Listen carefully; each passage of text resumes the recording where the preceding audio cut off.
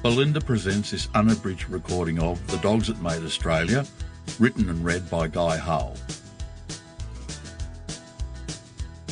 For Tony Parsons OAM, Bert Howard, my sister Vicky Hull, and the dogs that busted themselves for Australia. Author's note. Read just about any account of the making of modern Australia, and you could be forgiven for thinking it was just the people who did all the heavy lifting. The true story of Australia's pioneering dogs has never been told, and what most Australians believe to be the origins of our working dogs ain't necessarily so. I'd owned Australian cattle dogs for over 30 years, and as my understanding of the breed increased, I came to reject their accepted origin as dingo cross collie. There's plenty of dingo there all right, but the cattle dog has nothing of the collie about it.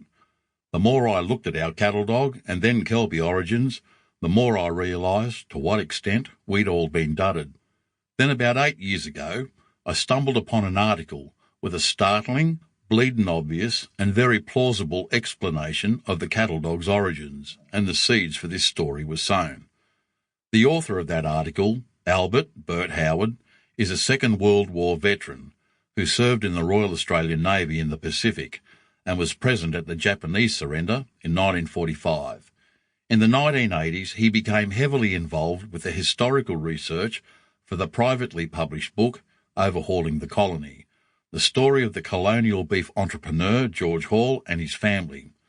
Bert's late wife Beryl was George Hall's great-great-great-great-granddaughter.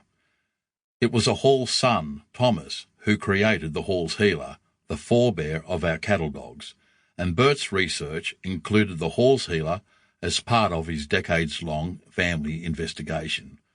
Having sorted out the origins of the Heelers, Bert turned his attention to our other great working breed wreathed in origin controversy, the Kelpie. Noreen Clark's, a dog called Blue, and Tony Parsons, the Kelpie, make use of Bert's cold case Heeler and Kelpie research.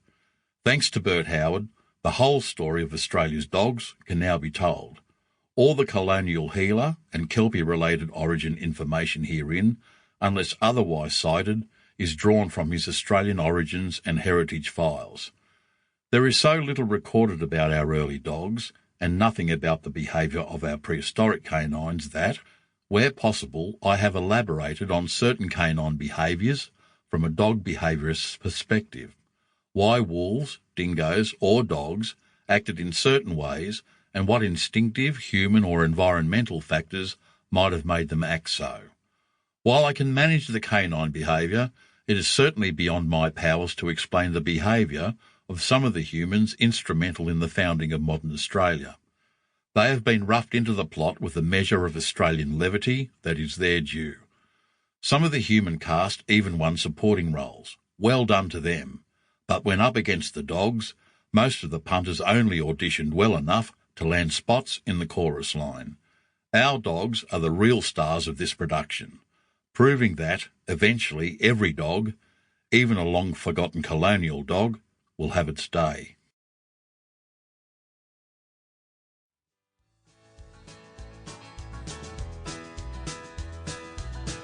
Introduction. Australia was all grown up by 1901. Few Australians were old enough to remember convict chain gangs and British redcoats, and fewer still thought the wintry grey confines of the United Kingdom a healthier or better place to live.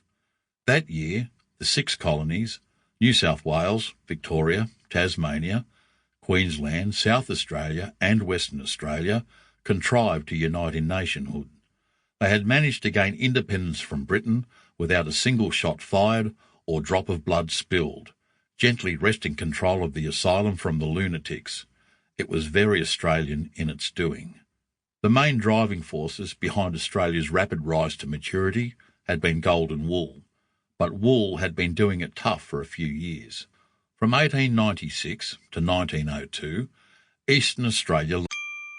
Sample complete. Ready to continue?